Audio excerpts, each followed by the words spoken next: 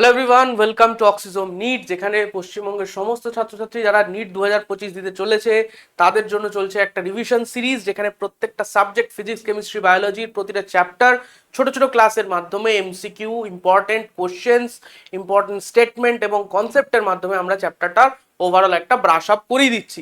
খুব বেনিফিশিয়াল এটা স্টুডেন্টদের জন্য। এর আগেও অনেকগুলো ক্লাস অলরেডি আপলোডেড হয়েছে বিভিন্ন সাবজেক্টের বিভিন্ন চ্যাপ্টারে, সেগুলো অবশ্যই দেখতে বলবো। এবং আজকের আমরা যেটা ব্যাপারটা নিয়ে ডিসকাস করবো সেটা হচ্ছে অল্টারনেটিং কারেন্ট। এর থেকে আমরা একটা কি দুটো কোশ্চেন অবশ্যই এক্সপেক্ট করতে পারি নিট 2025-এ। তো ডেফিনেটলি চ্যাপ্টারটা ইম্পর্টেন্ট এবং খুব সহজ একটা চ্যাপ্টার। তো ইজিলি এই চ্যাপ্টার থেকে যে প্রশ্ন আসবে সেটা কিন্তু ফর্মুলা বেসড আসে বেশিরভাগ ক্ষেত্রেই। তো ইজিলি কিন্তু আমি যদি চ্যাপ্টারের ফর্মুলাগুলো জানি, প্রত্যেকটা সার্কিট রিলেটেড কনসেপ্টগুলো জেনে থাকি, তাহলে ইজিলি এই কোশ্চেনগুলো কিন্তু সলভ করে নেওয়া যায়। তো আজকে আমরা বেসিক্যালি ডিসকাস করবো এই চ্যাপ্টার নিয়ে। এছাড়াও এই চ্যাপ্টারের বা অন্যান্য চ্যাপ্টার আরো অনেক বেশি ডিটেল নিয়ে এবং আরো অনেক বেশি কোশ্চেন প্র্যাকটিস নিয়ে আমাদের এবারে ক্র্যাশ কোর্স, যেখানে আমরা অফলাইন এবং অনলাইনে দুটো মোডেই কিন্তু ফুল সিলেবাসটাকে রিভিশন করাবো। অফলাইনে যেরকম প্রত্যেকটা সাবজেক্টের ফিজিক্স, কেমিস্ট্রি, বায়োলজি প্রত্যেকটা সাবজেক্টের প্রত্যেকটা চ্যাপ্টার রিভিশন করানো হবে সামনাসামনি, সেরকম ভাবেই অনলাইনে আবার অ্যাপের মধ্যেও আবার রিভিশন করানো হবে। তো যদি কেউ ক্র্যাশ কোর্সে জয়েন করতে চায়, আমাদের একটাই নাম্বার, এই নাম্বারে কন্ট্যাক্ট করে যোগাযোগ করতে পারে এবং জয়েন করতে পারে। তো আজকে আমরা বেসিক্যালি এই চ্যাপ্টার নিয়ে ডিসকাস করবো এবং ইউটিউব সিরিজের এই যে প্রত্যেকটা ক্লাস, এগুলো কিন্তু রিভিশনের জন্য কেউ ইউজ করতে পারে, দারুণ বেনিফিট হবে। খুব অল্প টাইমে একটা ওভারঅল আইডিয়া চলে আসবে যে কোন কোন টপিক আমার কোন কোন চ্যাপ্টার থেকে খুব ইম্পর্টেন্স দিয়ে পড়া উচিত, ঠিক আছে, বা এমসিকিউ বেশি প্র্যাকটিস করা উচিত কোন কোন সেকশনের ওপর। তো প্রথমেই আমি কয়েকটা ছোট ছোট জিনিস বলবো যে টপিকগুলোর ওপর আমাদের বেশি ফোকাস করা উচিত। অল্টারনেটিং কারেন্টে মেনলি আমাদের যে জায়গাটা জরুরি সেটা হচ্ছে অল্টারনেটিং কারেন্টের মেন এক্সপ্রেশন, যেটার উপর আমাদের কোশ্চেন আসে, সেটা হচ্ছে I equals to I naught sine omega t. ঠিক আছে, সাইনুসয়েডাল ফাংশন বা কস ফাংশন এর ওপরই কিন্তু থাকে, আইদার সাইন ফাংশন থাকবে অথবা কস ফাংশন থাকবে, এর বাইরে ফাংশন ন্যাচারালি থাকে না। কাজে এইগুলোর ওপর কিন্তু আমাদের ভালো দখল থাকা জরুরি। Or I naught cos omega t, ঠিক আছে। ভোল্টেজেরও ক্ষেত্রেও তাই, যদি অল্টারনেটিং ভোল্টেজের কথা আমরা বলি ভি নট সাইন ওমেগা টি বা V naught cos omega t, ঠিক আছে। এইগুলোর ওপরই কিন্তু প্রশ্ন থাকে, এইগুলোর ওপরই প্রশ্ন থাকে। এবং আমাদের এটা মাথায় রাখতে হবে যে এই রকম ফাংশনগুলো যদি আমরা দেখতে পাই, তাহলে তাদের অ্যাভারেজ ভ্যালু, ঠিক আছে, তাদের পিক ভ্যালু, তা আরএমএস ভ্যালু, এইগুলো কি করে ক্যালকুলেট করা যায়। তো এই যে আই নট বা ভি নট যেগুলো দেখতে পাচ্ছি, এইগুলো কি, এইগুলোই হচ্ছে পিক ভ্যালু, বাংলায় বলে শীর্ষমান। তো পিক ভ্যালু বা পিক কারেন্ট, আমরা কারেন্টের যদি বলি তাহলে আই নট হচ্ছে peak current and V naught হচ্ছে পিক ভোল্টেজ, ভি নট হচ্ছে পিক ভোল্টেজ। স্যার আমাদের যদি নর্মালি কোনো একটা ভ্যালু বলে দেয় যে অল্টারনেটিং সার্কিটে আমরা এরকম একটা ভোল্টেজ দিয়ে দিয়েছি 50 ভোল্ট, তো সেটাকে কি আমি পিক ভ্যালু হিসাবে ধরবো? না। বাই ডিফল্ট যে কোনো ভ্যালু দেওয়া থাকুক, বাই ডিফল্ট যদি কারেন্টের ভ্যালু বলা থাকে এত অ্যাম্পিয়ার, ওই এসিতে, অল্টারনেটিং সার্কিটে আমাদের যদি বলা থাকে যে বাই ডিফল্ট কোন একটা ভ্যালু দেওয়া রইলো, কারেন্টের ভ্যালু বললো সামথিং এত অ্যাম্পিয়ার বা ভোল্টেজের ভ্যালু বললো সামথিং এত ভোল্টেজ, সেটা কি আমরা পিক ভ্যালু নেবো? একদমই না, সেটাকে আমরা নেবো আরএমএস ভ্যালু হিসাবে, ঠিক আছে। বাই ডিফল্ট এনি ভ্যালু দেওয়া থাকুক, বাই ডিফল্ট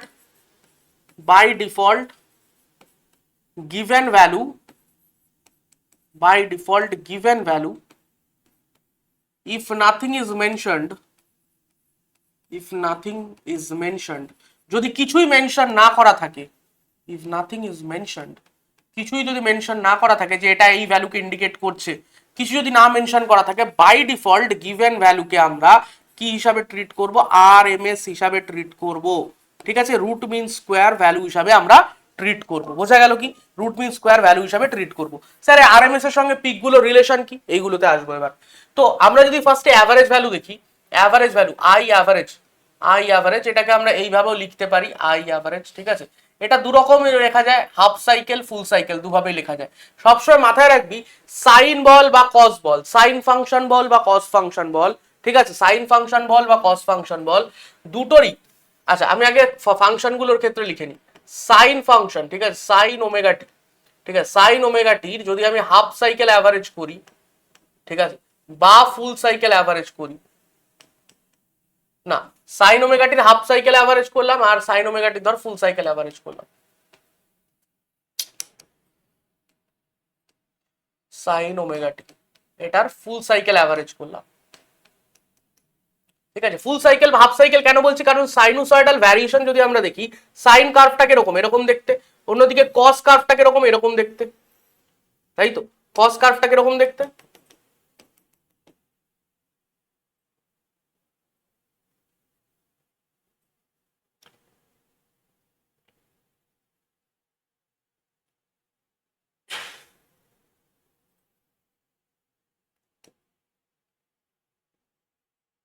এরকম দেখতে, ঠিক আছে।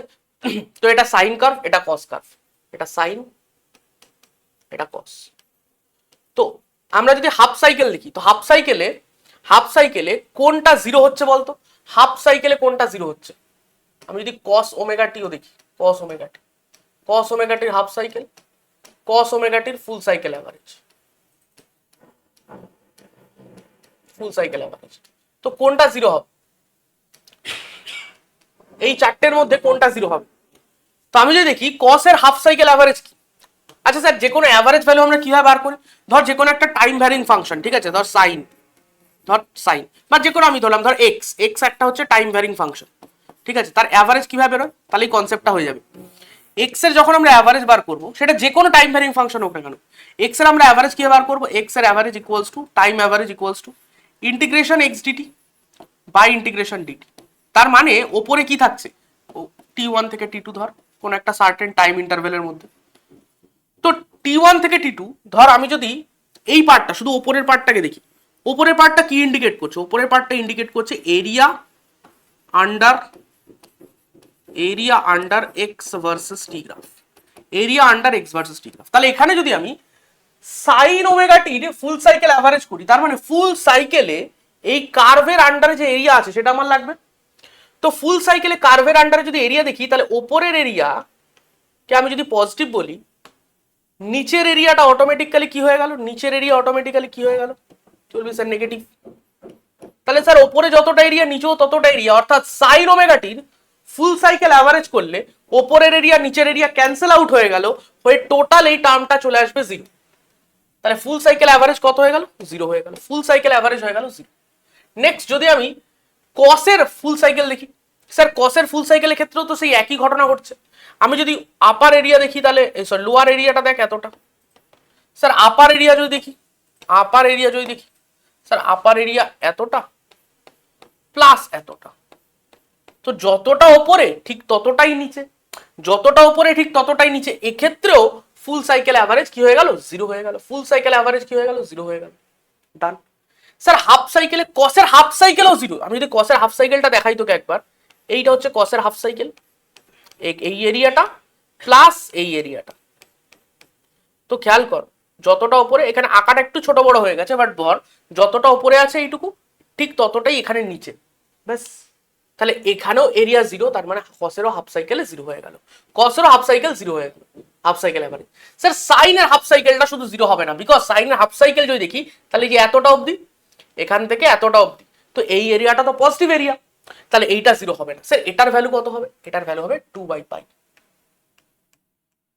ঠিক আছে, এটার ভ্যালু কত, 2/পাই, ডান। এই জিনিসটা তোকে মাথায় রাখতে হবে যে সাইন ওমেগা টির আমার হাফ সাইকেল অ্যাভারেজ কত হবে, 2/পাই, ব্যাস, তাহলেই তোর কাজ হয়ে যাবে। এবার যদি আমি তাহলে I equals to I naught sine omega t নি, ঠিক আছে, I equals to I naught sine omega t নি, তাহলে আমি যদি তোকে বলি কারেন্টের ফুল সাইকেল অ্যাভারেজ কত হবে, তুই বলবি স্যার ফুল সাইকেল অ্যাভারেজ জিরো হয়ে যাবে, কারণ যখন তুই আই এর অ্যাভারেজ লিখছিস, তার মানে কি আই নটটা কনস্ট্যান্ট, এটা বাইরে এলো, অ্যাভারেজের মধ্যে থাকলো কি সাইন, হ্যাঁ দেখ কত ইজি হয়ে গেল। স্যার সাইন ওমেগা টির অ্যাভারেজ তো ফুল সাইকেলে জিরো হয়, ব্যাস এই যে আমরা ফুল সাইকেল ক্যালকুলেট করছি তো জিরো হয়ে গেল। স্যার যদি এটা ভোল্টেজের ফরম্যাটে থাকে, যদি V equal to V zero sine omega t থাকে, ভাই তাহলেও জিরো হবে, কারণ সেই ভি জিরোটা বাইরে চলে আসবে, সাইন ওমেগা টির উপর অ্যাভারেজ হয়ে জিরো। স্যার এবার যদি আমি হাফ সাইকেল লিখি, তাহলে আই এর half cycle average value, sir I নটটা বাইরে রইলো, আর সাইন ওমেগা টি হাফ সাইকেল অ্যাভারেজ ভ্যালু হচ্ছে 2/পাই, তাহলে এটা হয়ে গেল 2I0/পাই, ঠিক আছে, 2I0/পাই, ডান। তাহলে এটা হয়ে গেল average value in half cycle for current. যদি ভোল্টেজের জন্য লিখে একই, আই নটের জায়গায় ভি নট আসবে। নেক্সট যদি আই স্কোয়ার এর হাফ সাইকেল ভ্যালু লিখি, স্যার আই স্কোয়ারের ভ্যালু কত হবে? হাফ সাইকেল লেগ বা ফুল সাইকেল লেগ, অসুবিধা নেই। স্যার কত হবে? আই স্কোয়ার মানে কিন্তু আর নিচের পার্টটা নেগেটিভ থাকবে না। কেন স্যার? কারণ স্কোয়ার যে কোনো কোয়ান্টিটিকে পজিটিভ বানিয়ে দেয়, নেগেটিভে স্কোয়ার করলে পজিটিভ হয়। তাহলে ওই যে নিচের হাফটা যেটা ছিল কস বা সাইন যে কোনো ফাংশনই বল, নিচের হাফটা যেটা ছিল টকাস করে ওপরে উঠে যাবে, উঠলে কি হবে? পজিটিভ হয়ে গেল। তাহলে কোনো জিরো হওয়ার কোনো চান্স নেই। তাহলে এটা কত হবে? I naught square sine square omega t, এটার অ্যাভারেজ। তো আই নট স্কোয়ার তো বাইরে রইলো, সাইন স্কোয়ার ওমেগাটির ফুল সাইকেল অ্যাভারেজ কত হবে? হাফ। এটা মাথায় রাখবি, সাইন স্কোয়ার ওমেগাটির ফুল সাইকেল অ্যাভারেজ কত হয়ে যাবে? হাফ। ঠিক আছে, তাহলে এখানে কত চলে? I naught square by two, I naught square by two. তাহলে sir I R M S কত হয়ে যাবে? আই আর এম এস কত হবে? Sir I R M S মানে হচ্ছে রুট অফ মিন মানে অ্যাভারেজ কার? স্কোয়ার। এই যে root of mean of square, তাহলে রুট অফ মিন মানে অ্যাভারেজ কার? স্কোয়ার। তাহলে আই স্কোয়ার, তাহলে এই জিনিসটার রুট। তাহলে এই জিনিসটার রুট স্যার কত হবে? স্যার এই যে ভেতরের পার্টটার ভ্যালু তো অলরেডি আমি বার করেছি, I naught square by two. তাহলে এটার রুট করে দিলে কত চলে এলো? I naught by root, I naught by root two. তাহলে আই আর এম এস চলে এলো কত? আই আর এম এস চলে এলো I naught by root two. ঠিক আছে, এটা খেয়াল রাখবি, এটা কখন? যখন কারেন্টটা এইরকম ফাংশনে রয়েছে তখন। যদি অন্যরকম থাকে তাহলে অন্যরকম হবে, বাট নর্মালি আমরা যদি হাউস হোল্ড সার্কিট বলি বা কিছু মেনশন না করা থাকে কারেন্টের ব্যাপারে, তাহলে আমরা ধরে নেব বাই ডিফল্ট এরকম একটা সাইনোসয়েডাল কারেন্টই ফ্লো করছে। ঠিক আছে, তাহলে আই এইটাকে আবার এরকম ভাবে লেখা যায়, 1/√2 ভ্যালু হচ্ছে 0.707 অফ আই নট। তার মানে আমি বলতে পারি I R M S is 70.7%, মানে এটাকে যদি আমি পার্সেন্টে লিখি 70.7% অফ ম্যাক্সিমাম ভ্যালু বা পিক ভ্যালু, তাই না? আই নট মানে কি? পিক ভ্যালু ছিল তো, তাহলে ম্যাক্সিমাম ভ্যালু বা পিক ভ্যালুর 70.7% কি আমরা কি বলবো? আই আর এম এস বলবো। সেটা কখন? যখন এরকম ফাংশন দেওয়া আছে, আদারওয়াইজ নয়। মাথায় থাকবে এটা। বেশ, এই সেম জিনিসটা আমরা ভি এর ক্ষেত্রেও লিখতে পারি। সেম জিনিসটা আমি বারবার বলছি, সেম জিনিসটা ভি এর ক্ষেত্রেও লিখতে পারি যদি V equals to V naught sine omega t দেওয়া থাকে। এবার আমরা কোশ্চেনে আসি। কোশ্চেনে কি বলছে? Find the time taken by the current to reach I naught by two, I naught by root two if the frequency of current is 50 hertz. তাহলে আমার কাছে গিভেন কি আছে? ফ্রিকোয়েন্সি দেওয়া রয়েছে 50 হার্জ, 50 হার্জ ফ্রিকোয়েন্সি দেওয়া রয়েছে। এখান থেকে কি স্যার আমি ওমেগা ক্যালকুলেট করতে পারবো? হ্যাঁ, omega equals to 2 pi into frequency, তার মানে এটা হয়ে গেল 100 pi radian per second. 100 pi radian per second. ওমেগাকে আমরা কি টার্ম বলবো? Angular frequency. নেক্সট আমাদের বলছে কারেন্ট কখন এই ভ্যালুতে পৌঁছাবে। স্যার এই ভ্যালুটা চেনা চেনা লাগছে, এটা তো আরএমএস ভ্যালু। হ্যাঁ, তাহলে আমি কোশ্চেনটা দুভাবে জিজ্ঞেস করতে পারে যে কারেন্ট নিজের আরএমএস ভ্যালুতে কখন পৌঁছাবে, জিরো থেকে স্টার্ট করে আরএমএস এ কখন পৌঁছাবে, অথবা এটাও বলতে পারে যে I naught by root two তে কখন পৌঁছাবে। অর্থাৎ এই যে কারেন্টের ভ্যালুটা, ধর কারেন্ট কিভাবে পাল্টাচ্ছে, আমরা এই যে আমি বারবার বলছিলাম যে যদি কিছু বলে না দেওয়া থাকে তাহলে আমরা ধরে নেবো কি সাইনোসয়েডাল কারেন্টই ফ্লো হচ্ছে, অর্থাৎ কারেন্টের ভ্যারিয়েশন টাইমের সঙ্গে এইভাবে। তাহলে সে 70.7% মানে পিক ভ্যালুর 70.7%, মানে ধর এইখানে, তাহলে জিরো থেকে এই ভ্যালুটায় উঠতে কত টাইম নেবে, মানে এইটুকু টাইম আমাকে বার করতে হবে। ঠিক আছে, জিরো থেকে এই 70.7 উঠতে 70.7 অফ আই নট, এইটা আই নট তো এর 70.7 মানে এর থেকে একটু কম, তো এখানে উঠতে কত টাইম নেবে এটা আমার বার করতে হবে। ঠিক আছে, যদি কিছু না বলা থাকে আমরা কি বললাম, বাই ডিফল্ট আমরা ধরে নেবো কি I equals to I naught sine omega t. তাহলে আই এর জায়গায় কি বসাবো? ইনস্ট্যান্টেনিয়াস ভ্যালু আমার কত দরকার? I naught by root two, I naught by root two এখানে আমায় পৌঁছাতে হবে। অর্থাৎ যে মুহূর্তে আমি এখানটায় পৌঁছাবো কারেন্টের ইনস্ট্যান্টেনিয়াস ভ্যালু কত হয়ে যাবে? এটা এই যে আই যেটা লিখছে এটা কি ইনস্ট্যান্টেনিয়াস ভ্যালু, মানে ওই মুহূর্তে মানে টি একটা নির্দিষ্ট মুহূর্ত টাইম, সেই টাইমে বা সেই মুহূর্তে কারেন্টের ভ্যালু হচ্ছে আই। তাহলে এইটা ইকুয়ালস টু হয়ে গেল I naught sine omega T. I not কেটে দিয়ে দুদিক থেকে 1/√2, 1/√2 কে আমি কি লিখতে পারি স্যার? Sign 45 degree. 45 লিখবো না, আমরা লিখবো কত? পাই/4, আমরা রেডিয়ানে লিখবো। ঠিক আছে, তো এদিকে সাইন ওমেগা টি, তাহলে সাইন ইকুয়াল মানে অ্যাঙ্গেলও ইকুয়াল, তাহলে ওমেগা টি ইকুয়ালস টু পাই/4, তাহলে টি ইকুয়ালস টু ওমেগা কে এপাশে নিয়ে আয় পাই/4 ওমেগা। ওমেগার ভ্যালু অলরেডি আমাদের কাছে আছে 100 পাই, ইন্টু 4, তাই তো? পাই পাই কেটে গেল, তাহলে 1/400 সেকেন্ড, 1/400 সেকেন্ড। বোঝা গেল কি? বোঝা গেল। এবং এখানে খেয়াল করা একটা জিনিস, I equals to I0 sine omega t যদি হয়, তাহলে একটা টাইম পিরিয়ডে, একটা ফুল সাইকেলে কারেন্ট কতবার নিজের ডিরেকশন চেঞ্জ করে? স্যার দুবার। স্যার দুবার চেঞ্জ করে। একবার দেখ, একবার পজিটিভ হাফে গেল, একবার চেঞ্জ, আবার চেঞ্জ হলো নেগেটিভ হাফ, আবার চেঞ্জ হলো নেগেটিভ হাফ। তাহলে কারেন্ট কি করে? দুবার নিজের ডিরেকশন চেঞ্জ করে। একটা ফুল সাইকেলে কারেন্ট দুবার নিজের ডিরেকশন চেঞ্জ করে, ঠিক আছে? কারণ এর আগের মুহূর্তে কি ছিল? এর আগের মুহূর্তে নেগেটিভই ছিল। এর আগের মুহূর্তে, কারণ এইভাবে তো কারেন্টের পালসটা আসছে, তো আগের মুহূর্তে কি ছিল? নেগেটিভ ছিল। তাহলে এই লুপটা যখন শুরু হচ্ছে, বা এই সাইকেলটা যখন শুরু হচ্ছে, নেক্সট সাইকেল যখন শুরু হচ্ছে, তখন একবার কারেন্ট নিজের ডিরেকশন চেঞ্জ করেছে, নেগেটিভ থেকে পজিটিভ হয়েছে। আবার হাফ টাইম পিরিয়ডে, অর্থাৎ হাফ সাইকেল পরে আবার পজিটিভ থেকে নেগেটিভ হয়েছে। তার মানে শুরুতে একবার নেগেটিভ থেকে পজিটিভ হলো, আবার পজিটিভ থেকে নেগেটিভ হলো হাফ সাইকেল পরে, তার মানে দুবার ডিরেকশন চেঞ্জ করলো। তাহলে একটা সাইকেলে দুবার ডিরেকশন চেঞ্জ, ভালো করে বোঝ। In one cycle direction change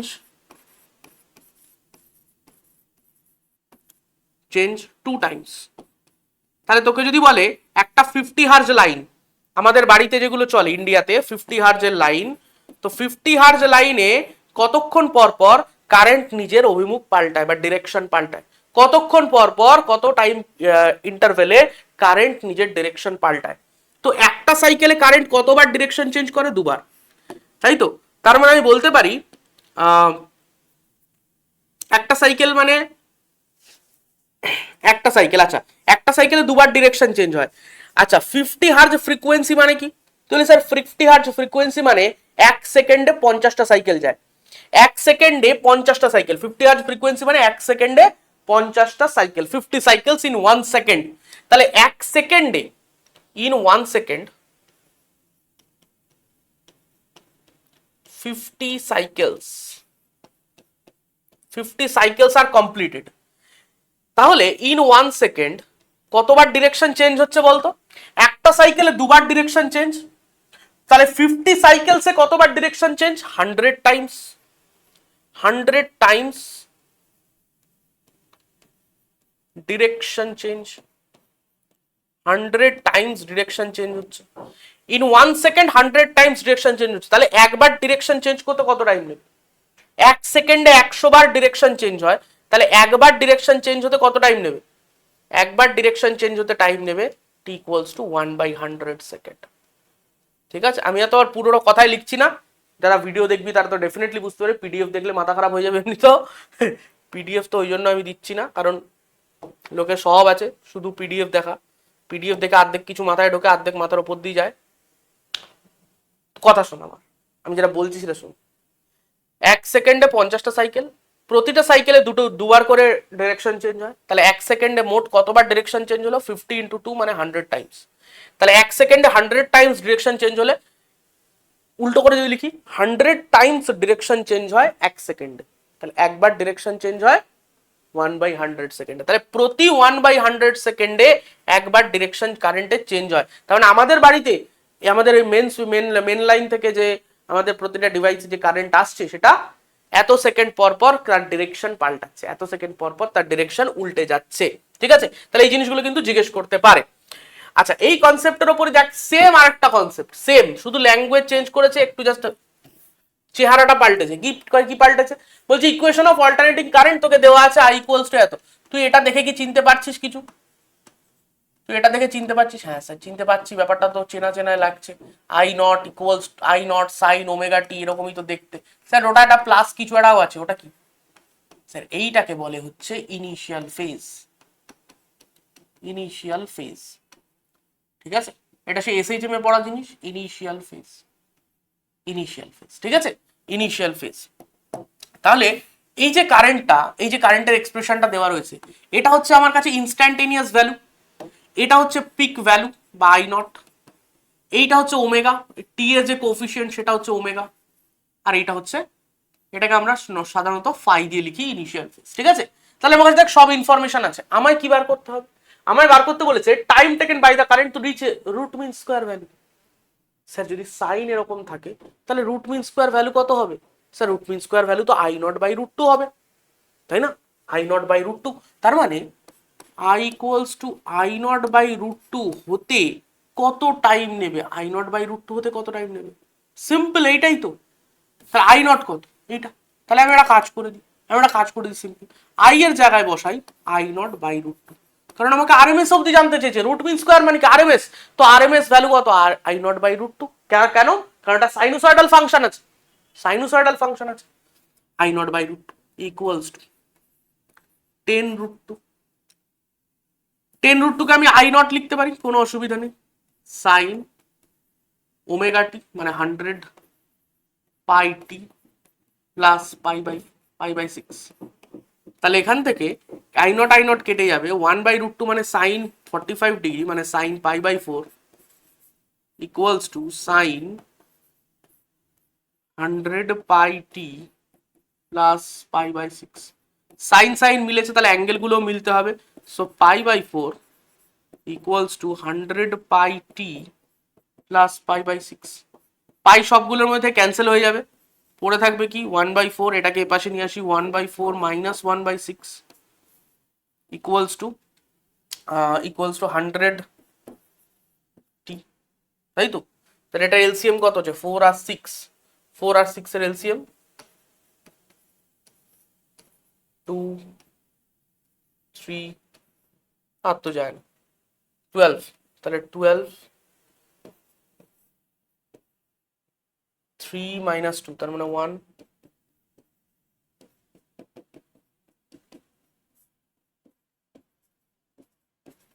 1/1200 second, 1/1200 second. ঠিক আছে, হয়ে গেল, সহজ প্রশ্ন, কোনো অসুবিধা নেই। মুখস্থ রাখবি না, আগেরটা যেরকম তুই মুখস্থ করে রেখেছিস, হয়তো তুই মুখস্থ করে রেখেছিস যে এটা তো 400 হয়, ভাই এটা শুধু সাইন ওমেগাটি ছিল, এখানে ইনিশিয়াল ফেজ 0 ছিল।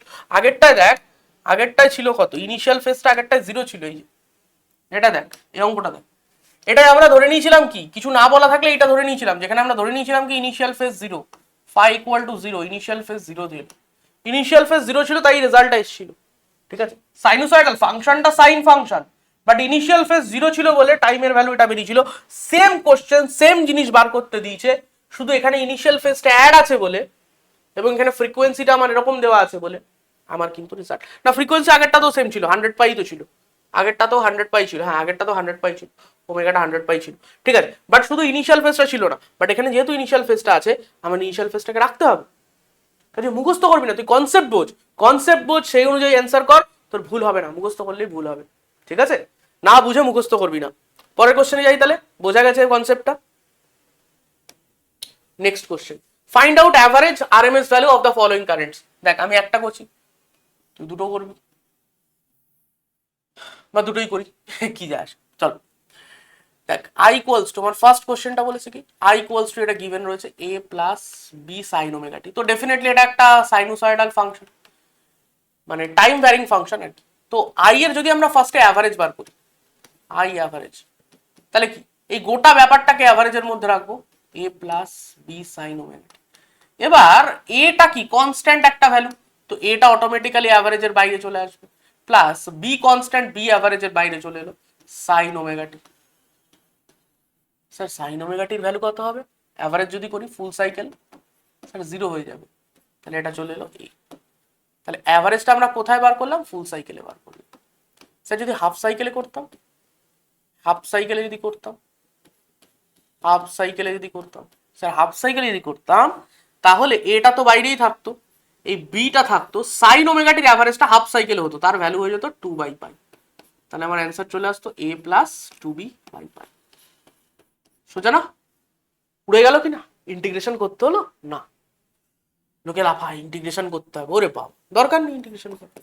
স্যার এবার তাহলে আই স্কোয়ার, কারণ আই আর এম এস বের করতে গেলে আমার ফার্স্টে আই স্কোয়ার লাগবে, তো আই স্কোয়ার ইকুয়ালস টু কি হবে, এটার হোল স্কোয়ার কর, ছোটবেলায় যেরকম করতিস, A square plus B square sine square omega T plus 2ab sine omega t, A square plus B square plus 2ab formula.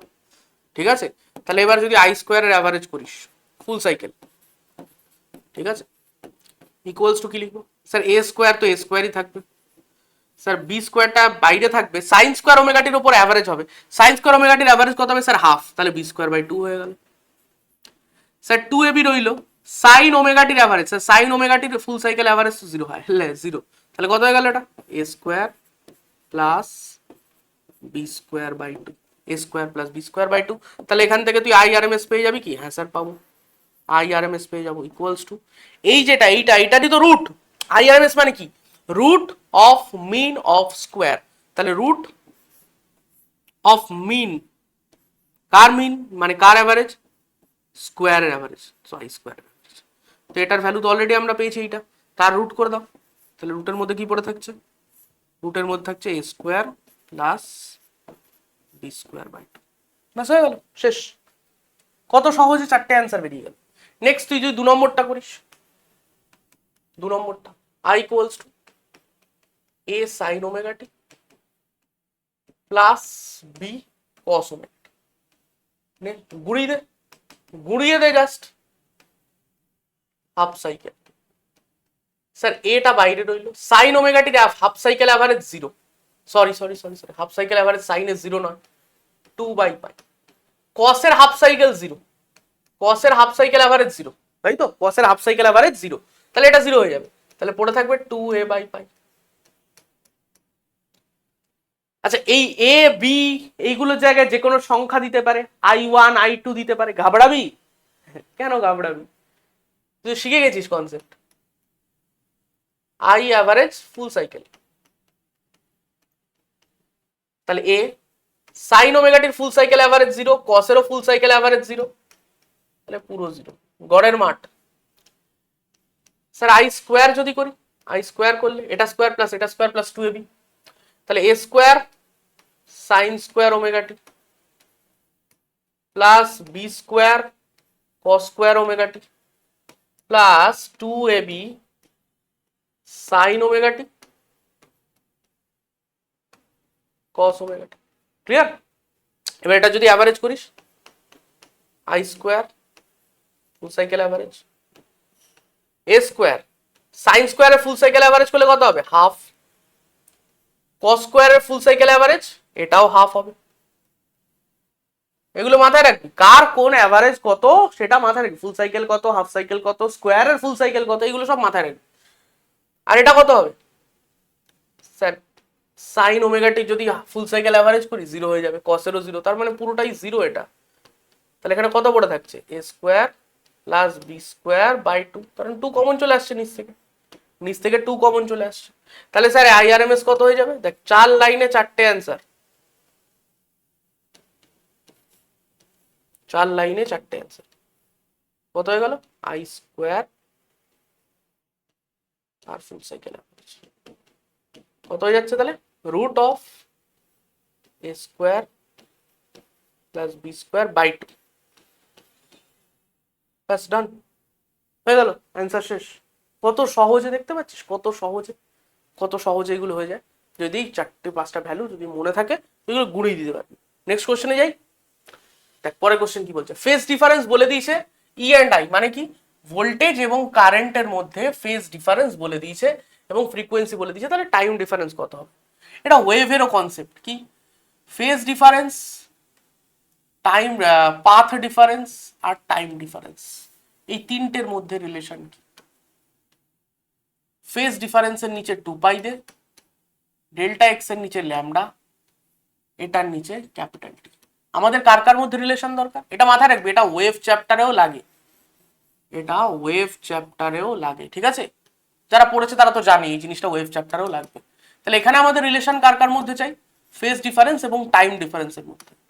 Delta 5/2 equals to delta T by capital T, যেখানে capital টি হচ্ছে কি? Time period, ঠিক আছে? মানে একটা full cycle complete হতে যে time লাগে। তো delta T equals to T by 2 pi into delta 5। তো ক্যাপিটাল টি এর ভ্যালু কত হবে? দেখ ফ্রিকোয়েন্সি দেওয়া রয়েছে তোর কাছে 50 হার্টজ,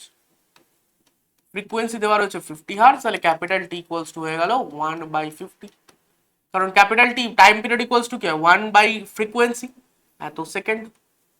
তাহলে এখানে চলে আসলো 1/50, নিচে একটা 2 পাই আছে, আর ডেল্টা 5 কত বলে দিয়েছে? ডেল্টা 5 বলে দিয়েছে দেখ পাই/4, তাহলে কত হয়েছে? পাই কেটে যাচ্ছে, নিচে কত পড়ে থাকছে রে? 1 এখানে হলো 100 400 1/400 সেকেন্ড। ঠিক আছে, 1/400 সেকেন্ড, এটা হচ্ছে টাইম ডিফারেন্স। এটা হচ্ছে টাইম ডিফারেন্স, বোঝা গেল? এটা হচ্ছে টাইম ডিফারেন্স। নেক্সট কোশ্চেনে যাই। নেক্সট বলছে কি, পাওয়ার ক্যালকুলেশন করতে বলছে। পাওয়ার ক্যালকুলেশন, পাওয়ারের এক্সপ্রেশন কি? কোন একটা অল্টারনেটিং সার্কিটে যদি ভি ভোল্টেজ অ্যাপ্লাই হয়, ভি অল্টারনেটিং ভোল্টেজ অ্যাপ্লাই হচ্ছে, সেটার ভ্যালু ধর ভি নট সাইন ওমেগা টি প্লাস ফাই ওয়ান। ঠিক আছে, আর কারেন্ট তার ভ্যালু হচ্ছে I naught sine omega T plus phi two. ঠিক আছে, তাহলে দেখতে পাচ্ছি ভি এবং আই এর মধ্যে একটা ফেজের ডিফারেন্স রয়েছে। আমি ধরে নিচ্ছি সেই ফেজ ডিফারেন্সটা অর্থাৎ ডেল্টা ফাই সেটা ইকুয়ালস টু, আমি জানি না কে বড় কে ছোট, আমি জাস্ট একটা মড নিয়ে নিচ্ছি। ঠিক আছে, আমি জানি না কে বড় কে ছোট, আমি মড নিয়ে নিচ্ছি যে কে ফেজে এগিয়ে আছে কে ফেজে পিছিয়ে আছে আমি জানি না, আমি জাস্ট একটা মড নিয়ে নিচ্ছি। I have no idea who is leading or lagging. তাহলে এই সার্কিটে পাওয়ারের এক্সপ্রেশন কি হবে? Average power dissipated, average power dissipated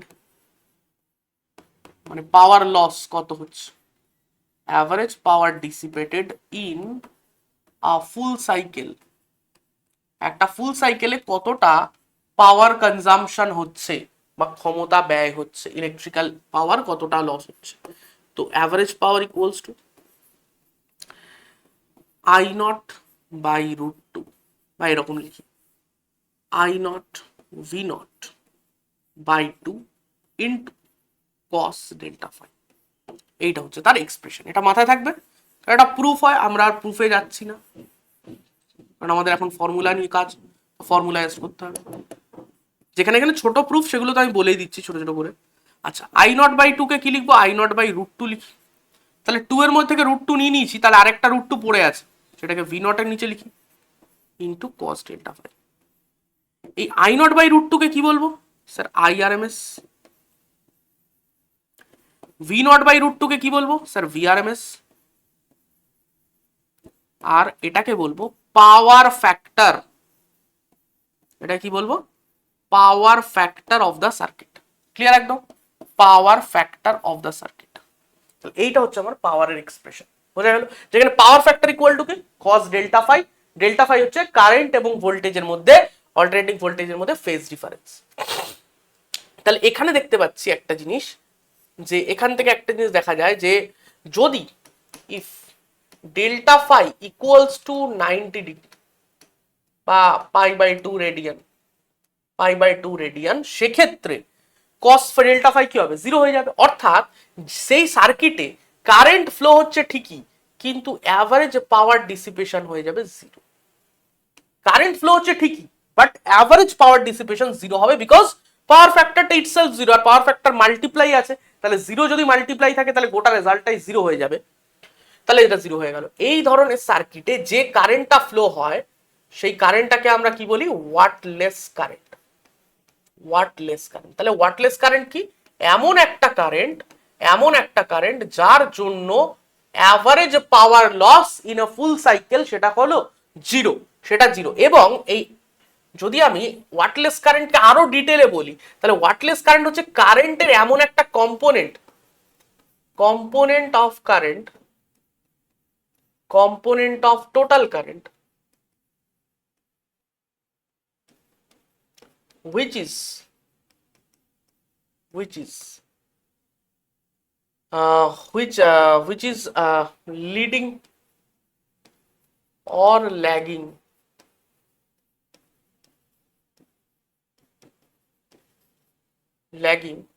by phase angle pi by 2 than voltage.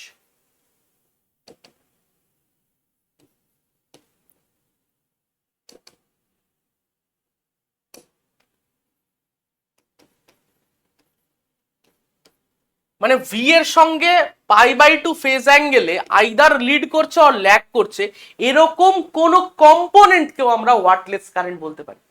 সবসময় যে গোটা কারেন্টটাই, ভালো করে শুনবি, সবসময় যে গোটা কারেন্টটাই সার্কিটে ভি এর সাথে 90 ডিগ্রি ফেজ ডিফারেন্স থাকবে তা নয়, বাট যদি আমাদের সেক্ষেত্রেও ওয়াটলেস কারেন্ট বার করতে বলে আমরা দেখব তখন যে 90 ডিগ্রিতে কম্পোনেন্ট কি আছে কারেন্টে, ঠিক আছে। ফেজার ডায়াগ্রাম দিয়ে করতে হয়, সেগুলো ডেফিনেটলি আমরা পরে ডিসকাস করব, বাট জাস্ট একটা আইডিয়া বলে দিলাম, ঠিক আছে, আইডিয়া বলে দিলাম জাস্ট। তো এখানে আমাদের কি জানতে চেয়েছে, আর যদি আরেকটা কেস যদি এরকম হয়, if delta phi equal to 0, ঠিক আছে, তাহলে পি অ্যাভারেজটা কি হয়, ম্যাক্সিমাম হয় সেক্ষেত্রে, বিকজ পি অ্যাভারেজটা কি হবে সেক্ষেত্রে ভিআরএমএস আইআরএমএস। কেন এবং ম্যাক্সিমাম কেন, কারণ পাওয়ার ফ্যাক্টরে ম্যাক্সিমাম ভ্যালু পাচ্ছি ভাই, ডেল্টা ফাই 0 হলে কস ডেল্টা ফাই 1, অর্থাৎ কসের ম্যাক্সিমাম ভ্যালু, তার মানে এই পুরো পাওয়ার এক্সপ্রেশনের পসিবল ম্যাক্সিমাম ভ্যালু আমি পেয়ে যাচ্ছি সেক্ষেত্রে, ঠিক আছে। তার মানে ম্যাক্সিমাম পাওয়ার লস হবে, ম্যাক্সিমাম পাওয়ার লস হবে, ঠিক আছে। আচ্ছা, পাওয়ার ডিসিপেটেড ইন সার্কিট বার করতে বলেছে, তো আমরা সবার আগে দেখি ভি এর এক্সপ্রেশন কি। আমাদের এখানে যেটা দেওয়া আছে গিভেন, ভি ইকুয়ালস টু দেওয়া আছে, ভি ইকুয়ালস টু দেওয়া আছে 100 সাইন 100t, তার মানে ভি নট যেটা সেটা হচ্ছে 100, তাই তো, ভি নটটা 100। আচ্ছা, আর আই ইকুয়ালস টু দেওয়া রয়েছে 100 sine 100t plus pi by 3, 100t plus pi by 3। তাহলে এখান থেকে আমি লিখতে পারি আই নট যেটা সেটা 100, আর স্যার ডেল্টা ফাই কত, এই দুটোর মধ্যে ফেজ ডিফারেন্স কত রয়েছে, দেখ এখানে কিছু নেই, সাইন 100t এর পর কিছু নেই, বাট এখানে পাই বাই 3, তার মানে এখানে delta phi equals to pi by 3। তার মানে কারেন্ট এখানে ফেজে এগিয়ে আছে, দেখ প্লাস পাই বাই 3 আছে কারেন্টের মধ্যে, কারেন্টের মধ্যে দেখ ভোল্টেজের যা ফেজ তা আছে, তার সাথে আরো এক্সট্রা আছে পাই বাই 3, তার মানে কারেন্ট ফেজের দিক থেকে এগিয়ে আছে, কারেন্ট ফেজের দিক থেকে এগিয়ে আছে, কতটা এগিয়ে আছে, পাই বাই 3। তাহলে এখান থেকে আমি ইজিলি লিখতে পারি পাওয়ার ফ্যাক্টরের ভ্যালু কত, cos delta phi, cos delta phi equals to cos pi by 3 মানে cos 60 ডিগ্রি মানে হচ্ছে হাফ। তাহলে আমার পাওয়ার কনজাম্পশন কত হয়ে যাচ্ছে, অ্যাভারেজ পাওয়ার ডিসিপেশন, তাহলে এই যে এইটা লেখ, আই নট ভি নট দেওয়া আছে, তাহলে I naught V naught by 2, তাহলে 100 ইন্টু 100 মানে 10 to the power 4 by 2 into power factor মানে হাফ, তাহলে এটা বাই 4। এখানে আমি কাজ করি 10 to the power 2 into 10 to the power 2 লিখলাম, ডিভাইডেড বাই 4 লিখলাম, 4 দিয়ে একটা 10 টু দি পাওয়ার 2 মানে 100 কে কাটলে কত হবে, 10 টু দি পাওয়ার 4 কে দুটো 10 টু দি পাওয়ার 2 লিখলাম, মানে 100 ইন্টু 100, একটা 4 দিয়ে যদি 100 কে কাটি 25, আরো দুটো জিরো, তার মানে 2500 ওয়াট, 2500 ওয়াট বা 2.5 কিলোওয়াট, এরকম একটা কিছু হতে পারে দেখি 100 আচ্ছা মিলি অ্যাম্পিয়ার আছে, মিলি অ্যাম্পিয়ার আছে, একটা ভুল হয়েছে এখানে, এটা মিলি অ্যাম্পিয়ারে রয়েছে, এই ইউনিট গুলো খেয়াল রাখ ভালো করে, এটা রয়েছে ভোল্ট ইউনিটে, এটা রয়েছে ভোল্ট ইউনিটে, কারেন্ট দেখ দেওয়া রয়েছে মিলি অ্যাম্পিয়ার ইউনিটে। তো মিলি অ্যাম্পিয়ার যদি থাকে আমাকে কি করতে হবে, অ্যাম্পিয়ার আনতে গেলে 10 টু দি পাওয়ার -3 করতে হবে, তাহলে 10 টু দি পাওয়ার -3 আমি যদি করি এখানে, তাহলে কত আসছে, 10 টু দি পাওয়ার -3 মানে 0.1 অ্যাম্পিয়ার, 0.1 অ্যাম্পিয়ার। তার মানে এখানে আমায় করতে হতো অ্যাকচুয়ালি ভোল্টেজটা 10 টু দি পাওয়ার 2, ঠিক আছে, ভোল্টেজটা 10 টু দি পাওয়ার 2 ঠিক আছে, বাট এইখানটায় আমাকে 10 টু দি পাওয়ার 2 না করে 10 টু দি পাওয়ার -1 করতে হতো। এটা মানে কি 10 টু দি পাওয়ার -1, তো তাহলে 10 to the power -1 into 10 to the power 2, এই যে 100 মানে 10 টু দি পাওয়ার 2 আর এটা মানে 10 to the power -1 divided by 2, এই যে I naught V naught by 2 into cos phi, cos delta phi half, তাহলে কত হয়ে গেল 10/4, তাই তো 10 টু দি পাওয়ার 2 -1, তাহলে 10/4, তার মানে 2.5 ওয়াট, ঠিক আছে। এই জায়গাগুলো যদি ভুল হয় তাহলে কিন্তু সিলি মিস্টেক হয়ে যাবে, এই জায়গাগুলো ইউনিটগুলো অবশ্যই খেয়াল রাখবি, ইউনিটগুলো অবশ্যই খেয়াল রাখবি, যেরকম আমার এখানে ভুল হচ্ছিল, বাট আমার একটা সুবিধা ছিল এখানে অপশনগুলো দেখে আমি সামলে গেছিলাম, বাট যদি ওই অপশনটাই তোকে দিয়ে দেয় এবং সেটা দেওয়ারই চান্স বেশি, নিটে পেপার সেটাররা কি করে, পেপার সেটাররা সিম্পল এটাই করে যে তুই কি কি ভাবে ভুল করতে পারিস, তুই একটা কোশ্চেন 3-4 রকম ভাবে ভুল করতে পারিস, ধর সেই 3-4 রকমের অ্যান্সার অপশন বা 3 রকম ভুল অপশন তোকে দিয়ে দেবে আর একটা ঠিক দেবে, তাহলে তুই কি, তুই যদি ভুল রাস্তায় যাস তাহলে তুই কিন্তু অপশন পেয়ে যাবি,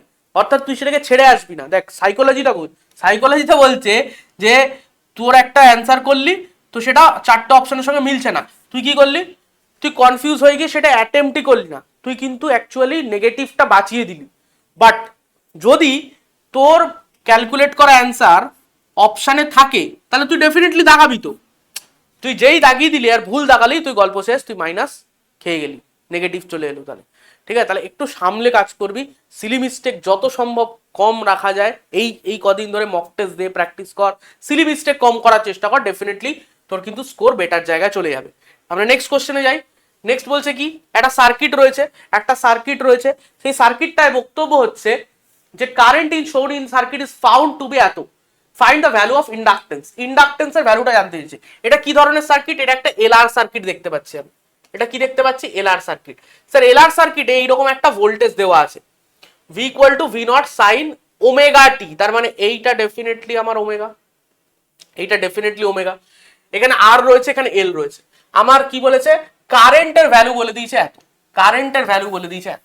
আচ্ছা, তাহলে আমি কি করতে পারি এখান থেকে? আমি একটা কাজ করতে পারি। দেখ, আমি যদি এই সার্কিটটার এলআর সার্কিটের ব্যাপারে একটু জানার চেষ্টা করি, তাহলে এলআর সার্কিটের ব্যাপারে, আচ্ছা, এল এর সঙ্গে অ্যাসোসিয়েটেড একটা ইন্ডাকটেন্স, রিয়াক্টেন্স থাকবে, যেটাকে আমরা বলি ইন্ডাকটিভ রিয়াক্টেন্স। তার ভ্যালু কত হয়? Omega into L. এই কোন ওমেগা? এটা যে ফ্রিকোয়েন্সিতে অপারেট করা হচ্ছে সার্কিটকে, সেই ফ্রিকোয়েন্সি সঙ্গে related angular frequency into L. এবং তাই যদি হয় তাহলে গ্রাফ কিরকম হবে? ঠিক আছে, চলো ওটা আমি পরে বলছি। আগে জেড নি। জেড ইকুয়াল টু ফর্মুলা কি? জেড ইকুয়াল টু, এই চ্যাপ্টারটা মেনলি ফর্মুলা ডিপেন্ডেন্ট, বাট ফর্মুলাগুলো মেমোরাইজ করা যায়। আমি ডেফিনেটলি ক্র্যাশ কোর্সে মেমোরাইজ করাবো ফর্মুলাগুলো ভালো করে। তো R square plus XL square, R square plus XL square. এবং কারেন্ট আর ইয়ের মধ্যে যদি ফেজ ডিফারেন্স হয় ডেল্টা ফাই, তাহলে tan delta phi equals to XL by R. Sir cos delta phi power factor equals to হয়ে যাবে আর by Z. এই তিনটে জিনিস তুই কি মাথায় রাখতে পারবি? হ্যাঁ স্যার পারবো, এই তিনটে জিনিস মাথায় রাখতে পারবো। তাহলে আমার এখানে কোনটা হেল্প করবে বলতো?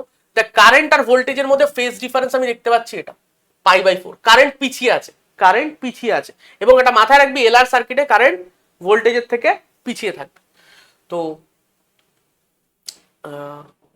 তাহলে আমি যদি ট্যান ডেল্টা ফাই লিখি, ডেল্টা ফাই এর ভ্যালু কত? π/4। এই দেখ, এখানে কিছু নেই, এখানে π/4, তাহলে π/4 equals to XL by R. tan π/4 মানে কত? 1 equals to XL by R. তাহলে XL equals to R, XL এর জায়গায় কত লিখবো? ওমেগা এল, ওমেগার জায়গায় 314 ইন্টু এল, আর এর ভ্যালু 314, তাহলে এল ইকুয়ালস টু 1 হেনরি। দেখ উড়ে গেল। এই যদি তোর কাছে ফর্মুলাগুলো না জানা থাকে, তাহলে তুই হতে পারে যে তুই অন্য রাস্তায় চলে গেলি, ডেভিয়েটেড হয়ে গেলি, গিয়ে তুই বিভিন্ন ভাবে করে অঙ্কটাকে বড় সড়ো বানিয়ে ফেললি। একদম সেই জিনিসে যাস না। প্রপারলি তুই প্রত্যেকটা সার্কিটে C R L, L R, C R and L C R, এই তো সার্কিট। এই 6টা সার্কিটের তোকে এভরিথিং যদি তোর ফর্মুলা কনসেপ্ট মাথায় থাকে, ইজিলি পেরে যাবি, ইজিলি পেরে যাবি। পরের কোশ্চেন। এই দেখ, আমি গ্রাফ ওই জন্য করিনি কারণ গ্রাফের একটা কোশ্চেন রেখেছিলাম। For the given graph A and B represent the variation of opposition offered by, opposition, দেখ কোন একটা এলিমেন্ট, কোন একটা সার্কিট এলিমেন্ট কারেন্টকে যে অপোজিশন শো করে, তাকে আমরা দুটো নাম দিয়েছি, একটা রেজিস্ট্যান্স আর একটা রিঅ্যাক্ট্যান্স। রেজিস্ট্যান্স কি? রেজিস্ট্যান্স হচ্ছে যে ডিসি আর এসতে সেম বিহেভ করে, ঠিক আছে? রেজিস্ট্যান্স হচ্ছে ডিসি তেও অপোজ করবে, ঠিক আছে? রেজিস্ট্যান্স হচ্ছে ডিসি কেও অপোজ করবে আর এসি কেও অপোজ করবে, দুটোকেই অপোজ করবে, ঠিক আছে? রেজিস্ট্যান্স দুটোকেই অপোজ করবে। বাট যদি আমি রিঅ্যাক্ট্যান্স দেখি, তাহলে ওরা সিচুয়েশন ডিপেন্ডেন্ট। রিঅ্যাক্ট্যান্স যদি দেখি তাহলে সিচুয়েশন ডিপেন্ডেন্ট, ঠিক আছে? Situation dependent. যেরকম আমি যদি রিঅ্যাক্ট্যান্স হিসাবে এক্সেল নিই, মানে ইন্ডাকটিভ রিঅ্যাক্ট্যান্স, ইন্ডাকটিভ রিঅ্যাক্ট্যান্সের ভ্যালু কত? ওমেগা এল। তাহলে এটা যদি গ্রাফিক্যাল ভ্যারিয়েশন দেখা যায়, তাহলে এটা কিরকম হবে? এটা যদি গ্রাফিক্যাল ভ্যারিয়েশন দেখি ওমেগার সঙ্গে বা ফ্রিকোয়েন্সির সঙ্গে, তাহলে কিরকম হবে? XL equals to omega L. তার মানে ডেফিনেটলি এটা straight line passing through origin, because Y equal to M X type relation, straight line passing through origin. তার মানে যত আমি হায়ার ফ্রিকোয়েন্সিতে যাব তত বেশি বাধা দেবে। তার মানে আমি যত এসি, মানে এসির নেচার বা এই যে ভ্যারিয়েশন বাড়াতে থাকবো, ভ্যারিয়েশন বাড়াতে থাকবো, অর্থাৎ ফ্রিকোয়েন্সি বেশি করতে থাকবো, তত কিন্তু ও বেশি মানে ও বেশি অপোজ করবে। তার মানে এল অ্যাকচুয়ালি কাকে অপোজ করে? এল অপোজেস এসি, তার মানে এল এসি কে পছন্দ করে না, ভ্যারিয়েশন কেও পছন্দ করে না, এবং আমরা ইলেকট্রোম্যাগনেটিক ইন্ডাকশনের কনসেপ্ট থেকে তাই জানি। আচ্ছা, নেক্সট যদি আমরা ভাবি এক্সি অর্থাৎ ক্যাপাসিটিভ রিঅ্যাক্টেন্স, সেটার ভ্যালু কত 1/ω। এটার যদি আমরা গ্রাফিক্যাল ভ্যারিয়েশন দেখি এরকম হবে, ওমেগার সঙ্গে এক্সি, তো দেখতেই পাচ্ছি এটা 1/ω সঙ্গে ভ্যারি করছে, তার মানে এটা ইনভার্সলি প্রপোর্শনাল, অর্থাৎ গ্রাফটা হবে রেক্ট্যাঙ্গুলার হাইপারবোলা। তার মানে এটা দেখ ইনফাইনাইট ভ্যালু কখন, যখন ওমেগা খুব কম, অর্থাৎ ক্যাপাসিটর আবার ডিসি কে অপোজ করে, ক্যাপাসিটর আবার ডিসি কে অপোজ করে, তাই না? দেখ যখন ওমেগা খুব কম, দেখ যখন ওমেগা খুব বেশি, ওমেগা যখন টেন্স টু ইনফাইনাইট, তখন দেখ XC tends to 0, omega tends to infinite হলে এক্সি টেন্স টু 0, মানে ও খুব খুশি, ও কোনো বাধা দিচ্ছে না। বাট যখন ওমেগা টেন্স টু 0 অর্থাৎ ডিসি, তখন এক্সি কিন্তু ম্যাক্সিমাম। তার মানে ও ডিসি কে নিজের মধ্যে দিয়ে ফ্লো হতে দেয় না, ডিরেক্ট কারেন্টকে ফ্লো হতে দেয় না, ডিরেক্ট কারেন্টকে ফ্লো হতে দেয় না, তাহলে সি অপোজেস ডিসি, মাথায় থাকবে, সি অপোজেস ডিসি। আর রেজিস্ট্যান্স কোনো ব্যাপারই না ভাই, ডিসি এসি সবেতেই অপোজ করে, ও ফ্রিকোয়েন্সির উপর ডিপেন্ড করে না, ফ্রিকোয়েন্সির উপর ডিপেন্ড করে না, resistance independent of frequency, independent of frequency, independent of frequency. তাহলে কি হবে, এই দেখ ফ্রিকোয়েন্সির উপর ইন্ডিপেন্ডেন্ট কে, তাহলে ডেফিনেটলি এটা রেজিস্ট্যান্স, ডেফিনেটলি এটা রেজিস্ট্যান্স হবে, ডেফিনেটলি এটা রেজিস্ট্যান্স হবে, তাই তো? ফ্রিকোয়েন্সির উপর ডিপেন্ড, আপ ডাউন কিচ্ছু নেই। অন্যদিকে ও একটা এলিমেন্টের যে অপোজিশন সেটা ফ্রিকোয়েন্সির সঙ্গে লিনিয়ারলি ইনক্রিজিং, কোনটা এল, তার মানে এটা ডেফিনেটলি ইন্ডাক্টর, ডেফিনেটলি এটা ইন্ডাক্টর। বোঝা গেল কি, এটা ইন্ডাক্টর। আর যদি এরকম গ্রাফ দেখতাম তাহলে বলতাম সি, ব্যাস এই তো গল্প। বোঝা গেল কি? চলো পরের কোশ্চেন কি বলছে, ইম্পিডেন্স বার করতে বলেছে সার্কিটে, the equation of N alternative voltage দেওয়া আছে, কারেন্ট দেওয়া আছে, ইম্পিডেন্স বার করতে বলেছে। ভাই কি দেখতেই পাচ্ছে একটা জিনিস যে V equals to 220 sine omega T plus π/6। অন্যদিকে কারেন্টের এক্সপ্রেশন দেখতে পাচ্ছি 10 সাইন ওমেগা টি প্লাস π/6। কিছু ইউনিট বিশেষ বলা নেই, তার মানে আমরা ডেফিনেটলি ধরে নেব যে এটা ভোল্টে দেওয়া রয়েছে, এটা অ্যাম্পিয়ারে দেওয়া রয়েছে, ঠিক আছে? তো খেয়াল কর একটা জিনিস, দুটোরই কি ফেজ সেম? হ্যাঁ স্যার, ইনিশিয়াল ফেজ দুটোরই সেম, তার মানে দুটোর মধ্যেই কোনো ফেজ ডিফারেন্স নেই? না স্যার, একদম নেই, এটাও সাইন আছে, এটাও সাইন আছে, ভেতরে অ্যাঙ্গেলও সেম আছে, so there is no phase difference between current and voltage, so এটা 0, delta phi 0। Sir cos delta phi equals to কি হয়? স্যার cos ডেল্টা ফাই এক্ষুনি আমরা দেখছিলাম, cos delta phi equals to r/z, আর ডেল্টা ফাই 0 মানে, delta phi 0 মানে cos 0 value তো 1 হয়ে গেল, ইকুয়ালস টু r/z, তাহলে r ইকুয়ালস টু z বা z ইকুয়ালস টু r। তার মানে সার্কিটে বাকি অন্য কম্পোনেন্ট যাই থাকুক না কেন, ঠিক আছে, circuit will behave as purely resistive. সার্কিটে অন্য কম্পোনেন্টস মানে ইন্ডাক্টর ক্যাপাসিটর থাকুক না কেন, circuit will behave purely resistive, মানে সার্কিটে যেন শুধু রেজিস্ট্যান্সই আছে আর কোনো কম্পোনেন্ট নেই। এবং এই ঘটনাকে কি বলে, এটা কখন হবে, এটা কখন হবে, সার্কিটের রেজিস্ট্যান্স সেটাই পুরো ইম্পিডেন্সে কন্ট্রিবিউট করবে। দেখ ইম্পিডেন্স এক্স্যাক্টলি রেজিস্ট্যান্সের সমান কখন হবে, যদি আমি ভাবি যে জেড এর এক্সপ্রেশন কি একটা এলসিআর সার্কিটে, ঠিক আছে, একটা এলসিআর সার্কিটে মানে ইন জেনারেল যদি আমরা এক্সপ্রেশন ভাবি এলসিআর সার্কিটের জন্য, তাহলে R square plus XL minus XC whole square, ঠিক আছে, এক্সি মাইনাস এক্সএল লিখতে পারিস, অসুবিধা নেই, কারণ হোল স্কোয়ার আছে। তো এটা হচ্ছে কি impedance of LCR series circuit, LCR series circuit বা অন্য যে কোনো সার্কিটেও হতে পারে। মানে এটা হচ্ছে গিয়ে আমি লিখছি ইন জেনারেল লিখছি, ঠিক আছে। ধর এখানে সার্কিটে শুধুই রেজিস্ট্যান্স আছে, তো হতেই পারে, অসুবিধা নেই, শুধু রেজিস্ট্যান্স থাকলেও চলবে, শুধু রেজিস্ট্যান্স থাকলেও কারেন্ট এবং ভোল্টেজের মধ্যে ফেজ ডিফারেন্স 0 হবে যদি শুধু রেজিস্ট্যান্স থাকে। বাট যদি বাকিরাও থাকে, এল এবং সি থাকে, তাহলেও এই টোটাল রেজিস্ট্যান্স, টোটাল যে ইম্পিডেন্স মানে সার্কিটের যে টোটাল বাধা, সেটা রেজিস্ট্যান্সের ইকুয়াল হতে পারে কখন, z ইকুয়ালস টু r হবে ইফ যদি এই পার্টটা 0 হয়ে যায়, অর্থাৎ xl minus xc equals to 0, তার মানে xc equals to xl। Sir xc equals to xl একটা নির্দিষ্ট শর্তে, একটা সার্টেন কন্ডিশনে ইকুয়াল হবে, কি কন্ডিশন, ধর আমি সার্কিটে এমন একটা ফ্রিকোয়েন্সিতে অপারেট করাচ্ছি, ঠিক আছে, ওমেগা নট। তো ওমেগা নট ফ্রিকোয়েন্সিতে অপারেট করালে এক্সির ভ্যালু কত হবে? স্যার এক্সির ভ্যালু হয়ে যাবে 1/ওমেগা নট সি। আর এক্সএল এর ভ্যালু কত হবে? ওমেগা নট এল। তাহলে ওমেগা নট ইকুয়ালস টু হয়ে গেল 1/√আন্ডার এল সি। তাহলে সার্কিটকে যদি আমি সার্টেন এই ফ্রিকোয়েন্সিতে অপারেট করাই তাহলে জেড ইকুয়াল টু আর হবে, এবং জেড ইকুয়াল টু আর হলে কি হবে? কারেন্ট এবং ভোল্টেজের ফেজ সেম হয়ে যাবে। কারেন্ট এবং ভোল্টেজের ফেজ সেম হলে circuit will become purely resistive. এই কন্ডিশনকে আমরা কি বলি? Resonance condition. এই কন্ডিশনকে আমরা কি বলি? Resonance condition. মাথায় ঢুকলো কি? Resonance condition. এবং এই কন্ডিশনে তাহলে যেহেতু শুধু রেজিস্ট্যান্স অ্যাক্ট করছে তাহলে আমার জেড এর ভ্যালু মিনিমাম হয়ে গেছে। জেড এর ভ্যালু এক্ষেত্রে কি হয়ে গেছে? মিনিমাম। কারণ বাকিদের যে ইন্ডাকটেন্স, সরি বাকিদের যে রিঅ্যাক্টেন্স সেগুলো নেই আর, মানে সেগুলো আছে, এক্সেল এক্সি আছে কিন্তু এই টোটাল পার্টটা যেহেতু নেই, এক্সেল এক্সি আছে নিজেদের মধ্যে আছে কিন্তু এফেক্ট ক্রিয়েট করতে পারছে না। কি করতে পারছে না?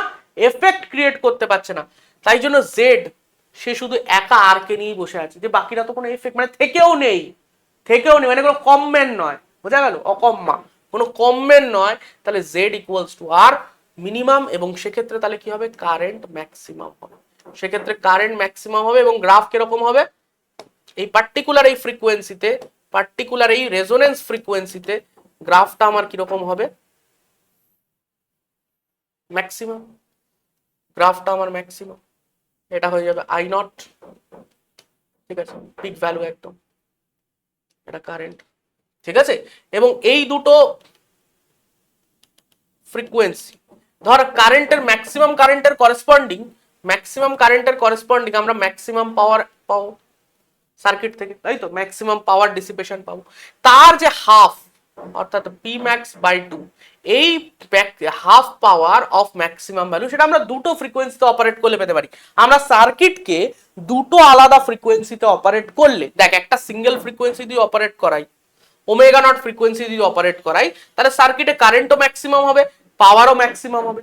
বাট যদি আমি এমন দুটো ফ্রিকোয়েন্সিতে অপারেট করাই যেখানে পাওয়ার ডিসিপেশনটা ম্যাক্সিমামের অর্ধেক হচ্ছে, তাহলে এই দুটো ফ্রিকোয়েন্সিকে আমরা কি বলবো? হাফ পাওয়ার ফ্রিকোয়েন্সিস। এই দুটো কি বলবো? হাফ পাওয়ার ফ্রিকোয়েন্সিস। এবং এই দুটোর যে ডিফারেন্স ডেল্টা ওমেগা, এটাকে আমরা বলি ব্যান্ড উইডথ।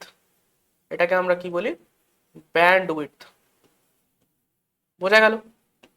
এটাকে আমরা বলবো ব্যান্ড উইডথ। এবং এই ব্যান্ড উইডথ কতটা সরু হবে তার উপর ডিপেন্ড করে রেজোনেন্সটা কত ভালো হয়েছে, ঠিক আছে। ব্যান্ড উইডথ যত সরু,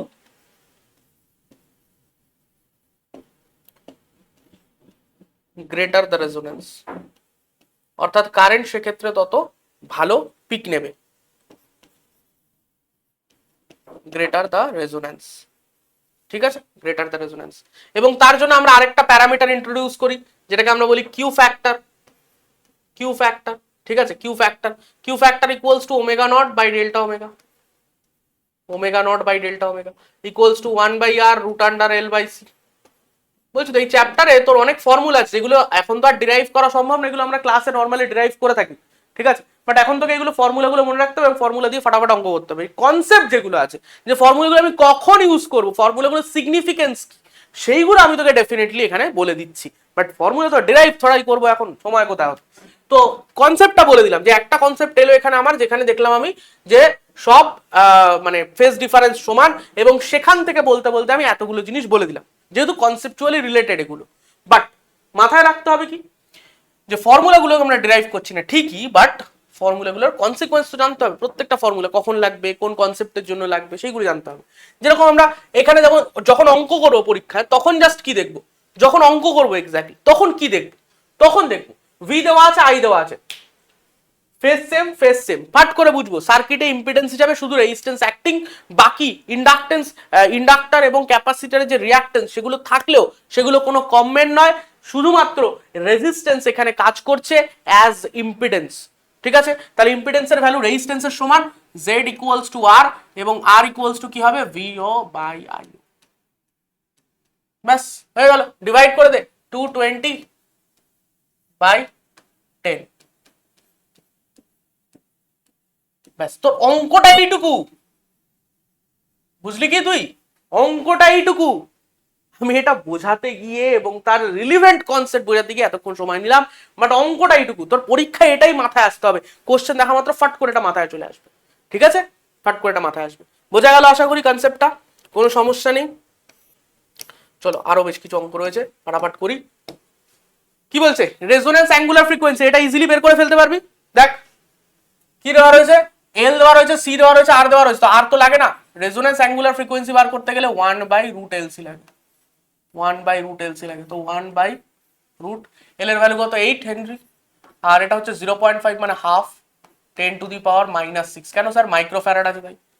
10⁻⁻6 -3 ওপরে গেল +3, আর নিচে চলে এলো 4, 4 এর রুট তাহলে 2, 10⁻3/2, 500 রেডিয়ান পার সেকেন্ড। একদম ঝড়ের মতো, ঝড়ের গতিতে উড়ে গেল। যদি এখান থেকে তো কিউ ফ্যাক্টর বার করতে বলতো, কিউ বার করে দিস 1/r√L/c, 1/r√L/c। গুড়িয়ে দে ভাই, গুড়িয়ে দে, গুড়িয়ে দে, জাস্ট গুড়িয়ে দে। শুনো ইজিলি পারবে। নেক্সট কি বলছে? Which of the following combination should be selected, এটা নিটে আসা প্রশ্ন, selected for better tuning of N LCS circuit. LCS সার্কিটে আমি কি চাই? এলসিএস সার্কিটে আমি চাই যাতে আমার রেজোনেন্সটা শার্প হয়, রেজোনেন্সটা আমার কি হয়? শার্প হয়, ঠিক আছে? আমি শার্প রেজোনেন্স চাই। আমি কি চাই? Sharp resonance. হচ্ছে না, এটাকে এক কাজ করি, একটু কায়দাবাজি করি নাকি, একটু কায়দাবাজি করি এটাকে। টকাস, এই দেখ টকাস, এই শার্প রেজোনেন্স চাই, এরকম ফ্ল্যাট রেজোনেন্স কেউ চায় না। এই ফ্ল্যাট রেজোনেন্স কেউ চায় না। ফ্ল্যাট রেজোনেন্স মানেই হচ্ছে সেটা ডেফিনেটলি আর রেজিস্ট্যান্সটা বেশি। আমি দেখ দুটো ক্ষেত্রেই কিন্তু একই ফ্রিকোয়েন্সিতে রেজোনেন্স হচ্ছে, দুটো ক্ষেত্রেই একই ফ্রিকোয়েন্সিতে রেজোনেন্স হচ্ছে, কারেন্ট ম্যাক্সিমাম হচ্ছে একই ফ্রিকোয়েন্সিতে, কিন্তু এটা ফ্ল্যাট রেজোনেন্স, তাই আই নটটা এই ক্ষেত্রে কমে গেছে, আর এক্ষেত্রে শার্প রেজোনেন্স, তাহলে আই নটটা বেড়ে গেছে। আই নটটা কখন বেড়ে যাবে? যদি আর কম হয়, সার্কিটের রেজিস্ট্যান্স কম, ঠিক আছে? সার্কিটের রেজিস্ট্যান্স কম হতে হবে। এবার তার আরো একটা সিগনিফিকেন্স আছে, কিউ এর এক্সপ্রেশন কি? 1/r√L/c। শার্প রেজোনেন্স মানে কিউ এর ভ্যালুটাকে বেশি হতে হবে, শার্প রেজোনেন্স মানে কিউ এর ভ্যালুটাকে বেশি হতে হবে। কিউ বেশি কিভাবে হবে? যদি আর কম হয়, সেটা তো আমরা এখান থেকেও বুঝতে পারছি। আর কম হতে হবে, আর কম হতে হবে, এবং এল কে বেশি হতে হবে, সি কে কম হতে হবে, তাহলে দেখ কিউ ম্যাক্সিমাম হবে। এবার তুই চেক কর এই তিনটের মধ্যে, ফার্স্টে চেক কর এই চারটে অপশনের মধ্যে আর কোথায় কম আছে। তুই স্যার চারটের মধ্যে দেখতে পাচ্ছি আর এটাই মিনিমাম আছে। স্যার এল সব থেকে বড় হতে হবে, দেখি 1.5, 2.5, 1.5, 3.5, এই তো, আর কিছু দেখারই নেই। এল এটাতেই সব থেকে বড়, আর সি সব থেকে কম হতে হবে, দেখ 35, 45, 45, 30। সোজা গুড়িয়ে দেওয়া প্রশ্ন, লে কি চাই? ঝড়ের গতিতে উড়ে যাবে। সেই শার্পনেস অফ রেজোন্যান্স আমাকে বেশি রাখতে হবে। বেটার টিউনিং মানে কি? Better sharpness. বেটার শার্পনেস করতে গেলে রেজিস্ট্যান্স কম হতে হবে, তার জন্য কিউ ফ্যাক্টরটাকেও বেশি হতে হবে। তো এই তিনটার কম্বিনেশন আমি দেখবো কে বড় কে ছোট। পরের কোশ্চেন, একটা ট্রান্সফরমার। ট্রান্সফরমারের গল্প কি? ট্রান্সফরমারের গল্প হচ্ছে আমার কাছে একটা প্রাইমারি কয়েল আছে, একটা সেকেন্ডারি কয়েল আছে, ঠিক আছে? এদের মধ্যে মিউচুয়াল ইন্ডাকটেন্সের জন্য, ধর এখানে আমি একটা অল্টারনেটিং সোর্স দিচ্ছি। ট্রান্সফরমার অলওয়েজ, মনে রাখবি, transformer always works on AC.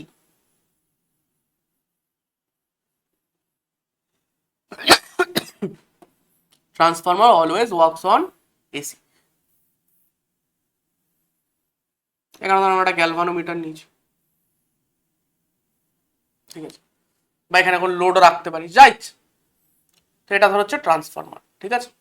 এই ট্রান্সফরমারে আমি যদি এই কয়েলে, এটাকে আমরা কি বলবো? প্রাইমারি কয়েল, যার সঙ্গে সোর্স কানেক্টেড, যার সঙ্গে সোর্স কানেক্টেড সেটাকে বলবো প্রাইমারি কয়েল, সেটাকে বলবো প্রাইমারি কয়েল।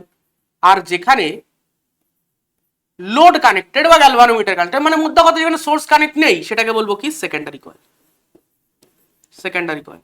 এবার এই প্রাইমারি কয়েলে কারেন্টের ভ্যারিয়েশনের জন্য যে ম্যাগনেটিক ফ্লাক্সের ভ্যারিয়েশন হয়, সেই ভ্যারিয়েশনটা যখনই এর সাথেও লিঙ্ক আপ হয়ে যাবে, সেকেন্ডারি কয়েলের সঙ্গে যখন লিঙ্ক আপ হয়ে যাবে, তখন এই সিস্টেমটা ওয়ার্ক করবে অ্যাজ আ ট্রান্সফরমার। এবং এই যে ঘটনাটা যেটা ঘটবে, সেটা কি ঘটনা ঘটবে actually? Mutual induction. Mutual induction, ঠিক আছে, মিউচুয়াল ইন্ডাকশন। মিউচুয়াল ইন্ডাকশন অর্থাৎ একটা কয়েলের মধ্যে কারেন্টের ভ্যারিয়েশনের জন্য যে ইনডিউসড ইএমএফ ডেভেলপ হচ্ছে, সেটা তো নিজের মধ্যে হচ্ছে, সেটা সেই ঘটনাটাকে আমরা কি বলি? Self inductance. সেলফ মানে নিজের, আর মিউচুয়াল মানে কি? একজনের জন্য আরেকজনের বা দুজনের একসঙ্গে।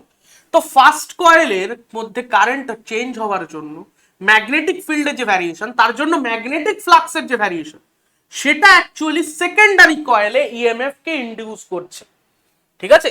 এবার যদি আমরা ধরে নিই যে ফার্স্ট কয়েলে ফ্লাক্স চেঞ্জের রেট হচ্ছে D phi one by DT, ঠিক আছে, এবং ফার্স্ট কয়েলে যে টার্ন, নাম্বার অফ টার্ন, সেটা যদি n1 হয়, তাহলে এইটা ইকুয়ালস টু হয়ে গেল ফার্স্ট কয়েলে ইনডিউসড ইএমএফ, ঠিক আছে, ফার্স্ট কয়েলে ইনডিউসড ইএমএফ। আর সেকেন্ডারি কয়েলে সেকেন্ড কয়েলে induced EMF E2 equals to n2 D phi two by DT, ঠিক আছে, D phi two by DT. এবার একটা জিনিস বোঝ, যদি এরকম হয় যে ফার্স্ট কয়েলে মানে পুরো ফ্লাক্সটাই, মানে ফার্স্ট কয়েলে বা প্রাইমারি কয়েলে যে ফ্লাক্সটা চেঞ্জ হচ্ছে, সেটা পুরোটাই লিংক হয়ে গেছে সেকেন্ড কয়েলের সঙ্গে, পুরোটাই লিংক হয়ে গেছে সেকেন্ড কয়েলের সঙ্গে। If flux of primary coil is fully linked with secondary coil, মানে কোনোভাবে কোনো লস হচ্ছে না। এবং এই জায়গাটা এনসিআরটি পড়বি, এনসিআরটি তে দেখবি ট্রান্সফরমারের ডিফারেন্ট লসের কথা বলা আছে, এবং সেই লসগুলোকে কিভাবে ওভারকাম করা যায় সেইগুলো কথাও বলা আছে, ঠিক আছে। ওখান থেকে কিন্তু স্টেটমেন্ট প্রশ্ন হতে পারে। সেকেন্ডারি কয়েলে যদি ফুললি লিঙ্কড হয়, মানে কোনো রকম লস না হয়, তাহলে আমরা এটা বলতে পারি যে যতটা পাওয়ার ইনপুটে দেওয়া হচ্ছে ততটা পাওয়ার আউটপুটে যাবে। এটা সাধারণত হয় কি? আইডিয়াল ট্রান্সফরমারের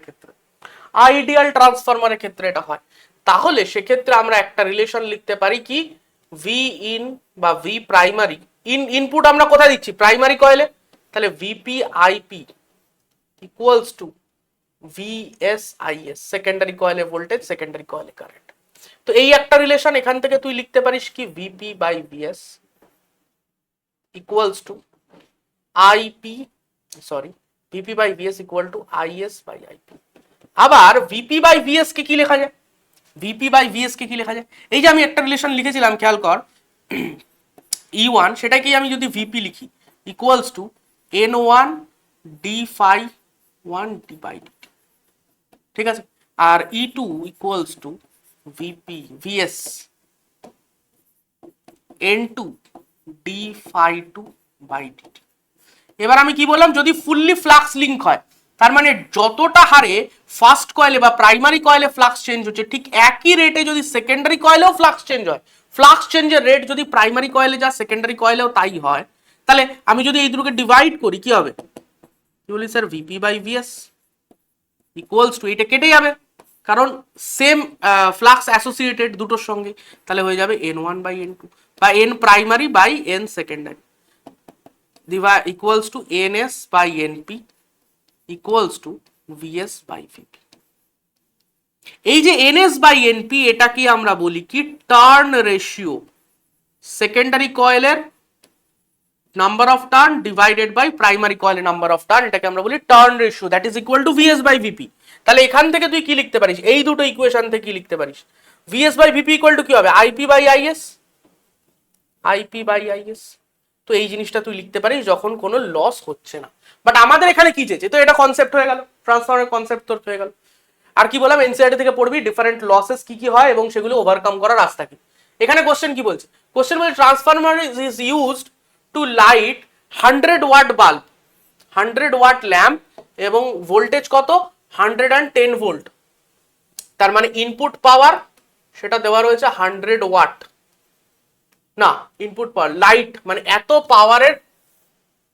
পাওয়ারের লাইটকে জ্বালাতে হচ্ছে, তার মানে ডেফিনেটলি আমার আউটপুট পাওয়ার এত লাগবে। দেখ এই বাল্বটাকে যদি আমার জ্বালাতে হয় তাহলে এই বাল্বটাকে সেকেন্ডারি কয়েলে কানেক্ট করব, তো সেকেন্ডারি কয়েলে আমার পাওয়ার কত দরকার এই বাল্বটাকে জ্বালানোর জন্য 100 ওয়াট দরকার, 100 ওয়াট দরকার। আচ্ছা ভোল্টেজ কত দরকার, ভোল্টেজ কত দরকার স্যার, ভোল্টেজ দরকার আমার হচ্ছে 110 ভোল্ট, ঠিক আছে। আমার ইনপুট ভোল্টেজ কত আছে, দেখ কত মেইনস এর সঙ্গে কানেক্ট করা আছে ট্রান্সফরমারকে, তাহলে ইনপুট ভোল্টেজ যেটা রয়েছে বা ভিপি যেটা সেটা রয়েছে 220 ভোল্ট। মেইন কারেন্ট মানে input current IP equals to 0.5 ampere. আমাদের কি এফিসিয়েন্সি বার করতে হয়, মানে efficiency output power by input power. আমি বললাম সবসময় যে ট্রান্সফরমারের এফিসিয়েন্সি 100% হবে তার কোনো মানে নেই, 100% এফিসিয়েন্সি হলে তবে input power equals to output power হবে, বাট যদি এটা না হয় ইকুয়াল না হয় তাহলে এফিসিয়েন্সি 100% হবে না। তো আমাদের এফিসিয়েন্সি বার করতে হবে কত, output power by input power. এখানে আরেকটা জিনিস দেখ, এই যে দুটো রেশিও দেখতে পাচ্ছি NS by NP equals to VS by VP, NS by NP turn রেশিওটা যদি গ্রেটার দেন, এই টার্ন রেশিওটা ভালো করে শুন, এই টার্ন রেশিওটা যদি গ্রেটার দেন 1 হয় তার মানে এনএস অর্থাৎ সেকেন্ডারি কয়েলের নাম্বার অফ টার্নস বেশি, সেক্ষেত্রে ভিএস বাই ভিপিটাও গ্রেটার দেন 1 হবে। VS by VP greater than 1 মানে কি, সেকেন্ডারি কয়েলে বেশি ভোল্টেজ ডেভেলপ হচ্ছে প্রাইমারি কয়েলের থেকে, অর্থাৎ এটাকে আমরা বলবো স্টেপ আপ ট্রান্সফরমার। যদি উল্টো ঘটনা ঘটে, প্রাইমারিতে নাম্বার অফ টার্নস বেশি তাহলে প্রাইমারিতে ভোল্টেজও বেশি ডেভেলপ হবে, অর্থাৎ সেটাকে বলবো আমরা মানে সেকেন্ডারি কয়েলে কম হচ্ছে, প্রাইমারি থেকে সেকেন্ডারি কয়েলে কম হচ্ছে, তাহলে এটাকে আমরা বলবো স্টেপ ডাউন ট্রান্সফরমার, ঠিক আছে। তাহলে এখানে কি ধরনের ট্রান্সফরমার দেখতো, সেকেন্ডারি কয়েলে 110 ভোল্ট, প্রাইমারি কয়েলে 220 ভোল্ট, তার মানে ডেফিনেটলি এটা কি ধরনের ট্রান্সফরমার, এটা প্রাইমারি থেকে সেকেন্ডারিতে ভোল্টেজ কমে গেছে, এটা স্টেপ ডাউন, এটা স্টেপ ডাউন ট্রান্সফরমার, ঠিক আছে। বোঝা গেল কখন স্টেপ ডাউন হবে কখন স্টেপ আপ হবে। আচ্ছা তাহলে P out by P in, P out কত, আউটপুট পাওয়ার দেওয়াই আছে তোর কাছে 100, পি ইনটা কি লিখবো, VP into IP, VP into IP, তাহলে 220 ইন্টু 0.5 মানে তো হাফ, তাহলে এখানে হয়ে গেল 100 ডিভাইডেড বাই এখানে হলো 110, 10 বাই 11 এটা কত হয় 0.9 মতো আসবে, 0.9 মতো আসবে, তো 90% অ্যান্সার হবে, 90% অ্যান্সার হবে, ঠিক আছে। মেস হয়ে গেল। তাহলে এই ধরনের টপিকগুলো তুই কিন্তু ভালো করে রেডি রাখতে হবে, ঠিক আছে, তাহলে তুই কিন্তু ইজিলি এসির সমস্ত টাইপের কোশ্চেনগুলো তুই পেরে যাবি, ঠিক আছে, কোনো অসুবিধা হবে না। এই টাইপের কোশ্চেনগুলো তুই ভালো করে প্র্যাকটিস কর, এই ধরনের কোশ্চেনগুলো আসে। আর সার্কিটের দয়া করে সার্কিটগুলো ভালো করে বুঝে সেইগুলো তুই ফর্মুলা প্র্যাকটিস কর, ফর্মুলা রিলেটেড কোশ্চেন্স কর, ঠিক আছে। এসিতে তুই ফর্মুলাগুলোকে যত বেশি ব্যবহার করবি, যত বেশি ইউজ করবি, দেখ শুধু এরকম করে ফর্মুলা পড়ে গেলাম হবে না, যত বেশি ফর্মুলাগুলোকে ইউজ করবি কোশ্চেনে তত তোর মনে থাকবে যে আমি গুলো কখন কোথায় ইউজ করব, ঠিক আছে, না হলে মনে থাকবে না। ক্লিয়ার একদম, অল দ্য বেস্ট, ভালো করে পড়তে থাক, আর আমাদের পরের ক্লাসগুলোতেও এইভাবে সাথে থাক, এবং যেরকম ভাবে আমাদের বলছি প্রত্যেকটা সাবজেক্টে সেই অনুযায়ী ফলো কর, ডেফিনেটলি তোর উপকার হবে। All the best.